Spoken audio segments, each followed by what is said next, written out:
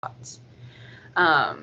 A big part of this was community work days, and so as a team, we hosted those community work days and encouraged educational visits. Those cards were part of kind of kickstarting our sort of like what we do when educational groups come, having some sort of material to present to the keiki or to the middle or high schoolers, the OPO, when they visit. But yeah, we harvested our iholena, which were planted in gallon pots in July of 2020, kind of toward the end of those first 2 years. And then we can go to the next slide too. And we did have some challenges, but we were able to learn lessons and respond very successfully, I would say, to those challenges. The first one was that the expenses far exceeded what we acquired from the CIG grant, but we were able to find supplemental funding. And people are very generous with their time in terms of volunteers and just like bringing ohana and folks in to help with like labor constraints. We did have a lot of weed pressure, which again, with the help of ohana and community, we kind of started to systematically weed and then kind of shifted to more targeted weeding. We identified 2 or 3 species that were particularly pernicious, and then focused our weeding on those things and focused our weeding around our outplants. The fencing and irrigation we did find was very challenging to maintain, especially with machine mowing and weed whackers, because we used polytubing. The weed whacker would cut through them, and so there was a lot of repairs that went into the irrigation. And so we decided to fence vulnerable species and then to plant drought-resistant species and target our irrigation rather than planting more vulnerable or water-dependent species. Our labor constraints were exacerbated by COVID as well, but we found that a lot of people would want to come out in small groups or with their family alone as kind of a way to get out of the house during COVID. And so we made that open selectively to people, and that helped in terms of maintaining pu'ulani. And then we did experience a big drought in 2020 that was, very, it took a lot of our plants. So then again, we started focusing on drought tolerant species and cluster planting instead of planting in rows as we had before. And that kind of takes us to where we are today in terms of our management. We can maybe go to the next slide. In response to these challenges, we started to kind of collaboratively produce these biannual kilo management plans, one for Kauvela or summer and one for Ho'owilo. And we take different strategies during the summer and the winter to kind of reshift our efforts and our focuses during those seasons. And it helps us to be vigilant and to adapt to a changing environment. We started this in the summer of 2020, right during the drought, because we found that we had things that we needed, but we didn't have a way of kind of organizing ourselves around those tasks at hand. So as a part of those management plans, we decided that we needed supplemental plantings, things that were fast growing, easily accessible, and we wanted things that were from that ahupua'a. So as a team, we propagated kamani noni, hala, milo, kou, and kukui, and then we bought avocado and ulu from local nurseries, and we planted those in the plots and around the plots as fast-growing and useful overstory. And this summer, we've been working on creating a buffer between the unused wetland, which is mostly guinea grass and Job's tears, using hala and ko that we've propagated. And this is our long-term strategy to combat weed pressure that's coming in from that wetland area, and also ungulates, which have come through that wetland area as well. And we've planted them close together to kind of make that a faster process, and then we'll thin it back when the hala gets bigger. And lastly, I think one of the focal points of Pu'ulani is to build a strong and invested community at Pu'ulani, and we have people that consistently come out to help us and who love the place, and it's been a really kind of beautiful evolution. So yeah, we can go to the next slide, please. We're also incorporating new research. We just welcomed Tressa Hope onto our team, who's a fern researcher based out of Makaha, who's worked for ONRP for a while. And she's come with her knowledge of ferns to help us use them as kind of a way to facilitate the native forest restoration. Sorry. Was there? Okay. Sorry, I thought I heard somebody else's voice. And then we also are doing biocultural kind of surveys, trying to understand like how people's relationships and knowledge have grown with Pu'ulani over time as they've engaged more with the space.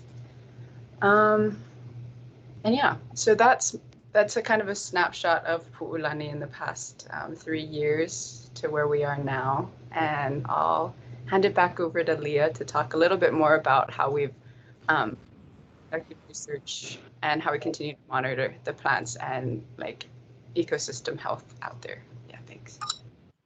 Thanks, Maile. So like Maile said, we have some new exciting research directions. I'm going to be talking about the things that we've been tracking and monitoring since the beginning and that we will continue to do.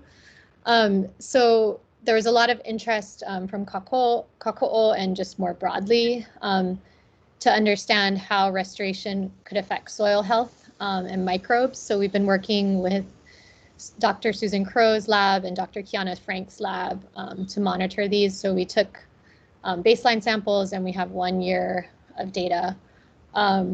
And the real changes are going to be a long-term story, so we can talk about that. But as a quick summary of the soil health, we found overall the Pu'ulani soils are considered good soil health in comparison to other forest soils. So that was a good indicator of being a great site for restoration, and we're interested to see how that shifts through time. Led by Zoe, Maile, and Tamara, we're tracking plant diversity and abundance, and we're doing that every 6 months. And this was part of Zoe's dissertation, and I'll show you some highlight results from that. We're also doing very intensive soil and vegetation carbon accounting with the goal of collecting some of the first data on carbon storage and agroforestry systems in Hawaii, with the goal of putting agroforestry on the table in future carbon incentive programs. This is a super intensive process. You can see Angels looks really happy here, but taking soil samples to 100 centimeters is no joke, and the time for change is longer. So we are doing this accounting every 5 years, but I'll share some of our baseline results. And then, as Maile talked about, we are tracking a range of social and cultural outcomes that we do continuously, as well as tracking harvest of non-timber forest products and food production. So I'm just going to show you a few kind of key highlights from the monitoring outcomes. Again, keeping in mind that this is a long-term story, so some of these results really need to be interpreted in a long horizon. So what I'm showing you here is a figure from Zoe's dissertation and a publication she has in review. It's survival data. So this is just looking at mid and overstory survival. So starting with the good news from those initial plants we planted. So this does not include the supplemental plantings that Maile talked about, the noni, the ko, the milo, avocado, all of that are not included. This is that first list that we talked about. So koa, iholena, pu'alo'alo, and pohinahina all had really high survival rates, even during the drought. Some of them looked pretty struggles or looked like they were struggling, but they all, or a really high amount of them survived even the drought in this 1 year period. So those plants are really thriving and clearly have a really long-term presence at Pu'ulani. just to highlight quickly, I'm not showing the understory plants here, but some of the understory plants that have done well at Pu'ulani are Nanea, Iliee, Ahuava, and Comfrey to some extent. And then the kind of second tier is this Aveovale, which has declined but did fairly well. Aveovale is also relatively short-lived, so not surprising that not all of them made it. And then we do have a number of plants that really did not do well over the long term. And some of this is not super surprising, and some of the thought is we may have needed to wait until there was better canopy cover, more microclimates set up, and more capacity to really carefully care for some of these harder to get going plants, right? So the ohia did not do well over the long term. I think in the future we may try ohia again, as this was Mahealani was really, her vision involved a lot of ohia, but the timing of the planting did not work for Pu'ulani. Ava was doing okay before the drought and then really suffered with the drought. Ava is another one we may replant under when there's more suitable microclimates. Maile also, there were some up until a while ago. Maile, there's no Maile left, right? Is there one or a few left? One left, okay. Yeah, so that's another one, you know, we may plant down the road, probably in more of a kipuka cluster style planting like Maile talked about. One that we were surprised about was A'ali'i. Did not do nearly as well as we thought, and this may have been the A'ali'i we got from Huikumauliola was fairly small and may have been planted too deep. So that is one that may have done better under different circumstances. There are a few left, and the ones that are there are doing really well. So I think this is a mixed story of really of success, and then some that just didn't work for that place for Pu'ulani at the time. But again, I think the thinking really is to find plants that are suited for Pu'ulani in different time periods. And so our supplemental planting has really taken that adaptive management approach and really focusing on what can do well. So the carbon baseline, I'm sparing you the many graphs and figures we have on this and just showing you this image. We did look at carbon in the trees. So this is before we cleared. So there is a good amount of carbon in those non-native trees, right? That's important to think about. And so we'll be tracking carbon over time as what we planted gets bigger. We also looked at plant or carbon in the litter. The Clarks haven't thought about energy efficiency in their home. If everybody can mute, that would be super helpful. The Kalamas, on the other hand, look for simple ways to use less energy in their home. They save more.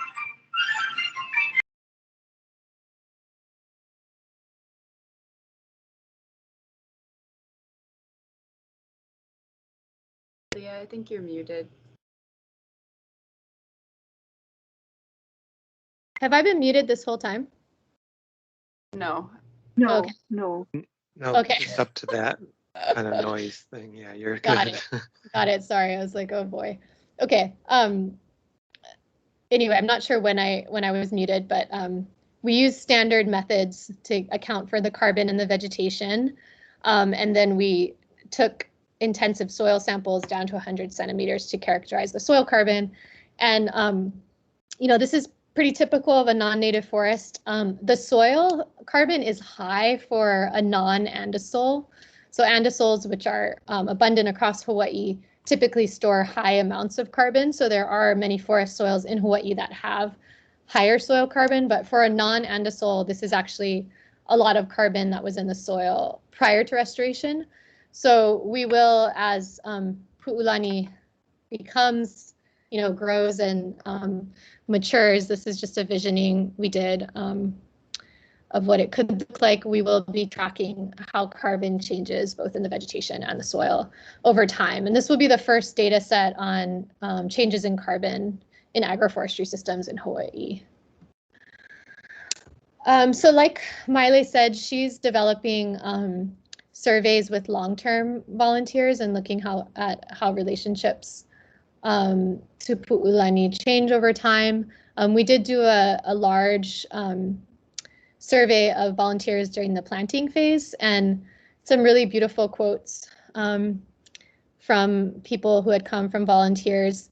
And the thing that we really took from these is that in the beginning, we were really thinking like, okay, these outcomes are long-term, the ecological changes, you know, the soil carbon and all of that. But what we realized is the relationships, the cultural values, those can happen right away, the reconnection to place.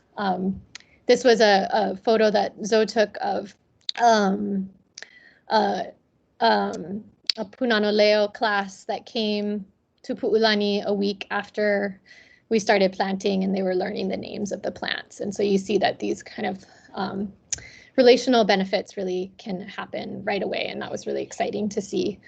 So just some quotes from volunteers. What makes me feel connected is the joy that someone will enjoy these plants and this place generations after me. My keiki will be able to say they witnessed the refruit of this vahipana. I grew up in Kaneohe and my family were farmers back in the day. Knowing that I'm perpetuating their work makes me feel proud and connected to this vahi. Oops, sorry, where did that go? I lost my screen there. Can you guys still see my screen? Oh, there we go. And then the people caring for this place helped allow everyone feel welcomed and that this is a kako thing. And I'm happy to share, we have a kind of write-up of some of these results from that survey. And then, you know, we're tracking all kinds of social and cultural outcomes. We've had thousands of volunteers, again, from all ages, from many different communities. We have had harvest. These are some photos Maile added, pointing out she made a beautiful koa lei for Zoe and for others from Pu'ulani. There's been lei workshops. The farm has used products from Pu'ulani for sales, the iholena, as well as for ceremonies and events. We've had workshops. We'll talk briefly about the agroforestry workshop. We've had graduate student workshops on research, ethical research and co-production, ku'ikalo workshops, lei making. And we've had at least monthly work days and many small groups. So Pu'ulani has really become a gathering place for folks, which is really the intention of this space. So these next two objectives I'm going to do really quickly. I know we're running short on time, but the second objective was just to publish peer review and practitioner-oriented material on this work. So we do have two publications that I talked about, one on the carbon and one on the co-production and functional trait approaches that are open access. I'm happy to share with anybody. This work has also supported a master's thesis, a PhD dissertation, and 4 undergraduate projects. We also presented at the Hawaii Conservation Talks and many other avenues. And then we produced fact sheets on agroforestry and functional traits and ecosystem services. Michael, we should figure out how to post these, but the links are available in our final report, which is online. We also have a project technical brief and the species identification cards that I showed earlier. And then the last objective of our grant was to carry out 2 agroforestry workshops. So the first we did at Kako Iwi, and Michael and Matt came, so that was great. And this workshop focused on biocultural restoration, functional traits, and ecosystem services. In attendance were representative from 6 farms and some other educational nonprofits. And we outplanted noni. We had lots of discussions about functional traits and ecosystem services and restoring in a biocultural context. We talked about restoration successes and challenges, and just had an opportunity to network with other groups. sorry. And also wanted to say that NRCS, it was also great to have them there as they were able to share about your programs and some of the incentives available to farmers and groups. And sorry, this should actually say Lonohana Estates. I didn't change the title. So this was our second workshop, which I actually wasn't there. I was about to have a baby, so did not get to make it. And Miley also had a conflict, but Zoe from our team was there, and Matt from NRCS was there as well. And we wanted to highlight a very different type of agroforestry system. So the group was able to go to Lonohana Estates and learn about best practices for cacao establishment, see cacao windbreaks and shade trees of different ages, and have discussions on cacao production, preparation, and sales. And I should say that this was in collaboration with Oahu RC&D, Dave Elliott, and his team. So this was heard really great things about the workshop from folks who went. Just a quick summary of evaluation. So for Kako'iwi, all participants said they were very likely to use information learned, and they were most excited about the opportunity to learn from and network with other INA-based stewards. There was an expressed interest for more Hana, for more working and planting. Sorry. And then for Lonohana Estates, 10 participants said they were very likely to use information learned. 4 said they were likely, and participants were most positive about the opportunity to network with each other, learn from people more experienced in cacao agroforestry, and engage in hands-on learning. So just a final note of where our team's at. Miley talked a lot about kind of future management directions at Pu'ulani. So, we continue our work there and have current funding from UHC Grant College Program, which is funding Miley and Tressa. We are actively seeking additional funding to continue our work. We also, through a grant from Sea Grant and Kamehameha Schools, Zoe is also working on this grant. We are doing agroforestry exchanges with other Hawaiian-led organizations working in the agroforestry space. And then we're looking at agroforestry restoration at multiple scales, so doing some modeling work through our Sea Grant project. So happy to chat with any of those future directions with you all. And just a big mahalo again to NRCS and particularly to Michael Constantidines for support during this project. And all of you are welcome to come out to Pu'ulani anytime. We have organized work days, but if anybody would like to come and visit, please contact me, and we're happy to discuss any other parts of the project and take feedback. We'd love ideas and insight, as I know you all have deep experience from the places you work. So that's all I have. I think I stopped sharing my screen. Does anybody have any questions or comments?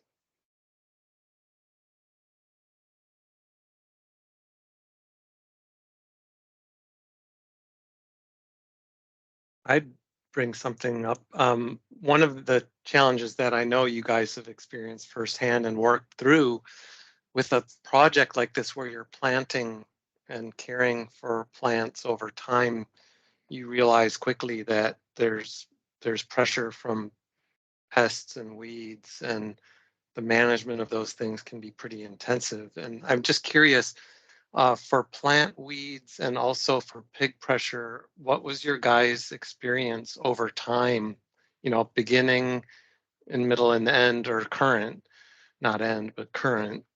Are those trending in different directions? How has that worked out for you guys?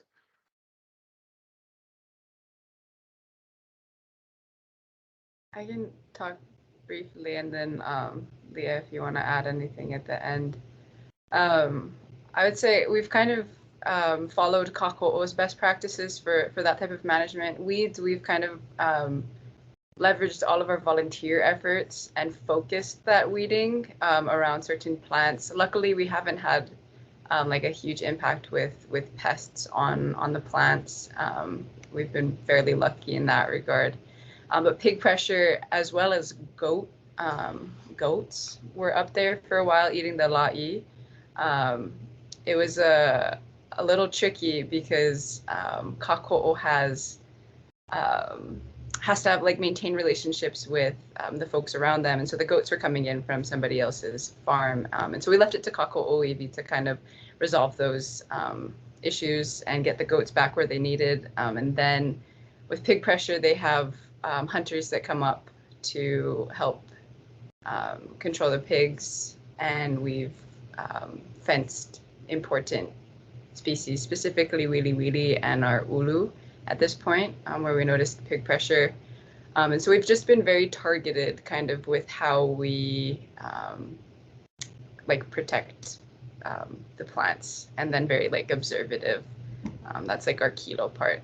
We notice like what is working and what needs kind of protection. And yeah, I would say the best thing for that aina is to have people on there looking and watching. Yeah.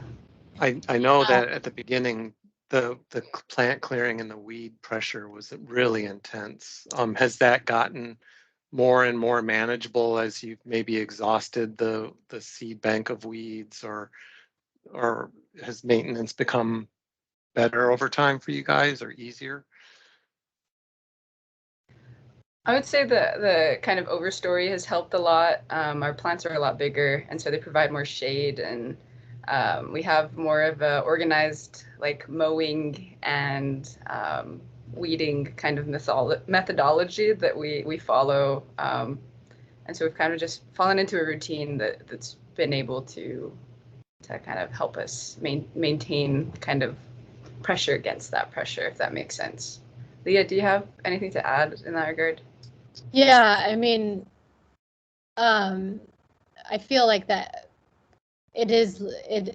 I mean, Mile's still out there and a ton, and we still have a lot of volunteer groups focused on weeding, so it hasn't gotten to a point where it's like, oh, it's easy, but much easier than in the beginning. And like Mile said, it's also, kind of learning which weeds we need to be worried about, because you're not going to have a weed-free restoration site with the labor we have available, but we're really focused on weeding to protect what we have planted. And then, as it evolves, you're shifting towards a less weedy site. But I mean, there's just no way to have a low elevation, relatively wet site with that's weed free, So in the beginning, when we had all of these little plants, it was just, a ton of work to weed, and that was a really rough time in the project, I think. And now it just feels like we have, some enthusiastic weeders, like Mile said, a pretty systematic approach to weeding. And then,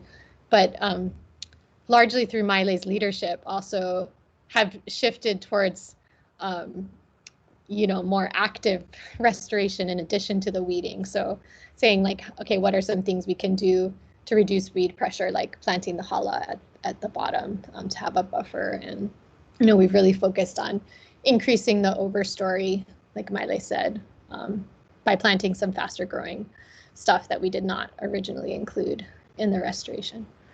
Yeah, but the goal is eventually it'll continue to be less and less work, right? Yeah.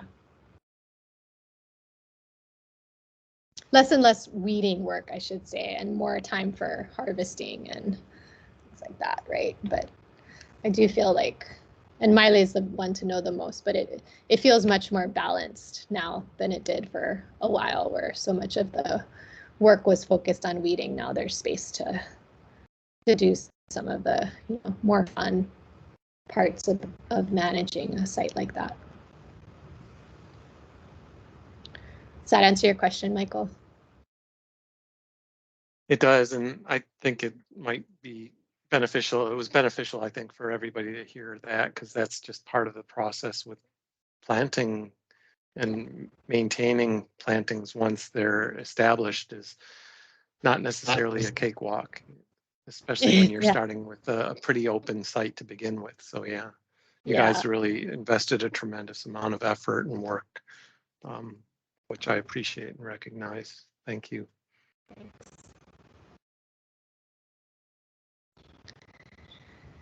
see John Thatcher's hand is up.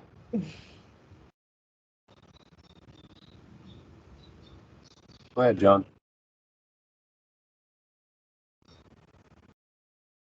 I think you may be muted, John.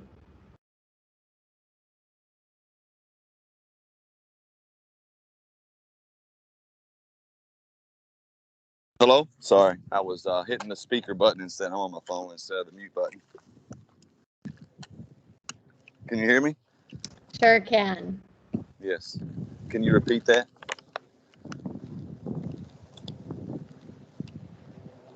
What would you like us to repeat? Oh, I mean, I just heard my name at the end. Oh, we just see that your hand is raised. Maybe that was a mistake. That was absolutely a mistake. Sorry. That's why I started confusion. Got it. I'm on my phone, probably hitting buttons. Jazz.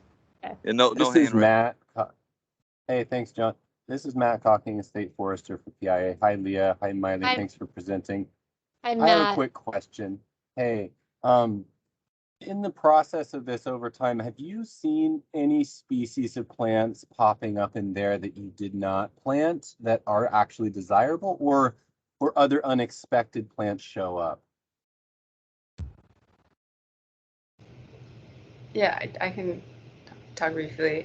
So the noni that we started propagating, that actually kind of appeared after we cleared, and we let it go to fruit and then propagated from seeds from that tree as well as trees around He'eia. So that was a useful plant that kind of wanted to be there.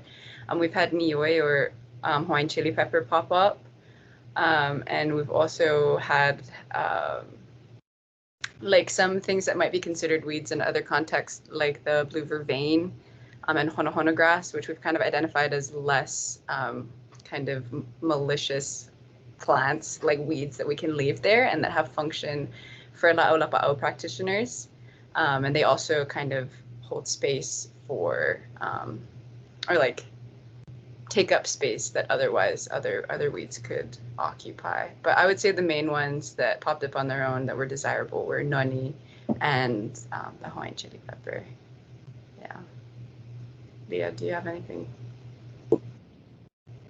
I don't think I have anything to add. Yeah, I mean, it's such a low elevation site, right? So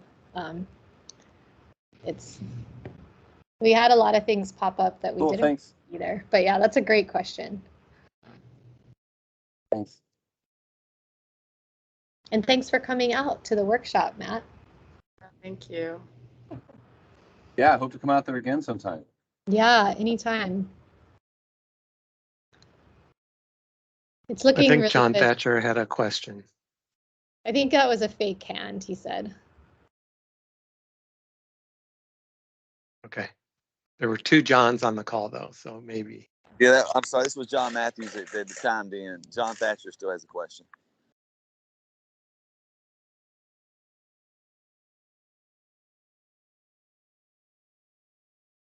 John, I think you might be muted. John Thatcher.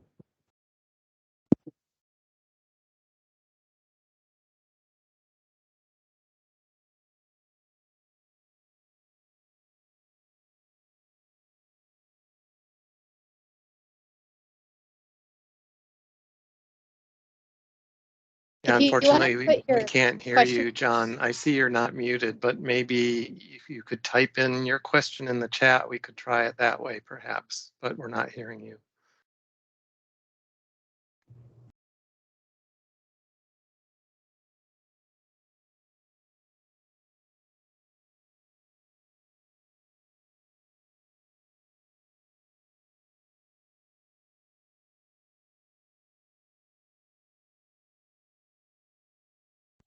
So we have I'm sorry, my computer just totally conked out. We have a number of items I wanted to just kind of run through. And let's see if I can do this on Annie. So I'll scroll down in here. Can you guys hear me okay? Can't hear them. Michael, can you hear me okay? I can hear you. Yep. Okay, so I'm going to go through a number of these items real quick. The conservation innovation grants are out. The on-farm trials offering from the national office came out earlier this week, and there's a webinar tomorrow about it. And applications are accepted through September 22nd. I just found out this morning that the National SIG Classic funding opportunity is going to be released tomorrow, so you'll get a news release from me on that. Also, there are a couple of initiatives that are out. The Grazing Land Conservation Initiative, that's done through partners. It's you do the proposals on grants.gov, but it's for like nonprofits or ag extension or rancher organizations. So if you're a rancher and you're interested in what's available through this, you need to work with those kinds of organizations to apply.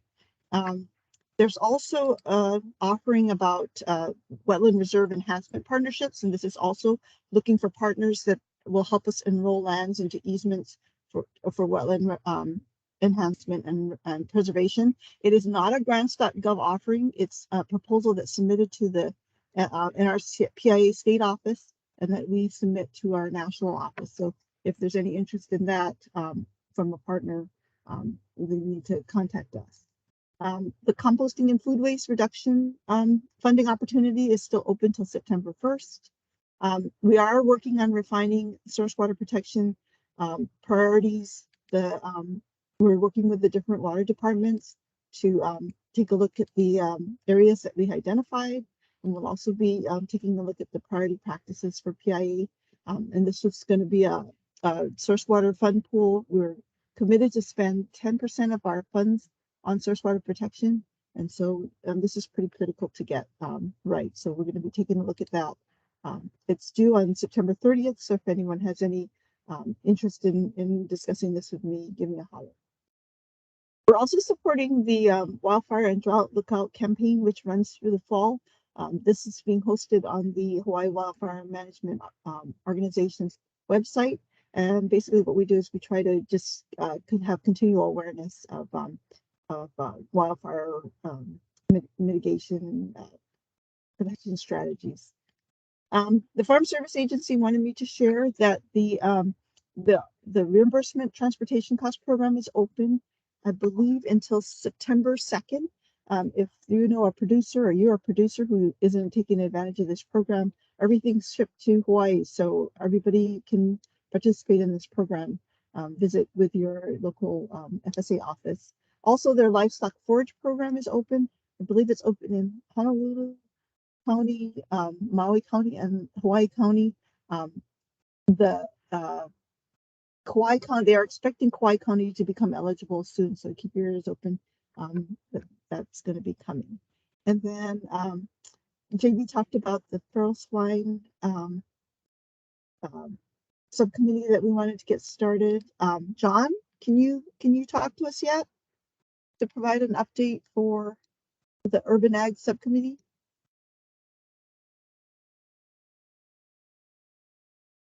If not, I'm going to put a pitch in for the subcommittee.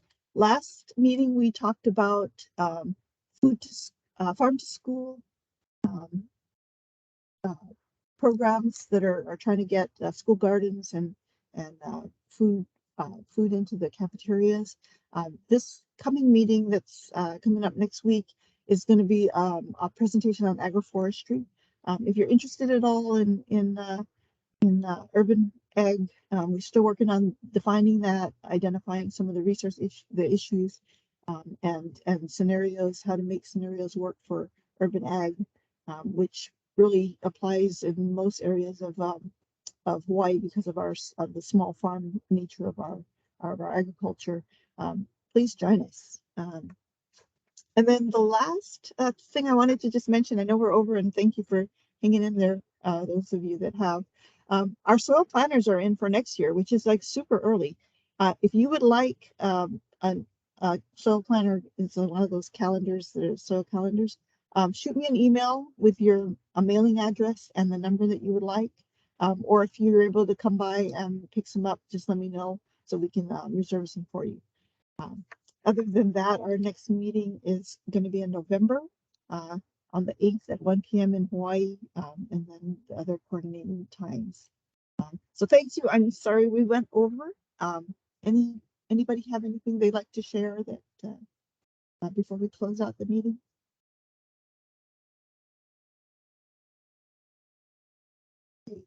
Well, thank you so much for joining us today.